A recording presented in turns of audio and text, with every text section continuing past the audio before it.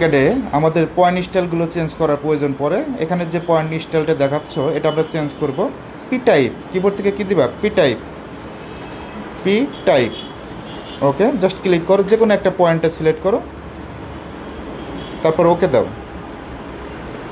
Point স্টাইলটা কিন্তু change হয়ে গেছে। এখন যদি আমরা ডিসপ্লে থেকে করতে চাই, কোথায় যাব? ফরম্যাটে যাব। ফরম্যাট থেকে পয়েন্ট স্টাইল, এখান থেকে যে কোনো একটা পয়েন্ট সিলেক্ট করো, সাইজটা বৃদ্ধি করে দাও। পয়েন্ট সাইজ এটা 10 করে দাও। কত করে দিবা? 10।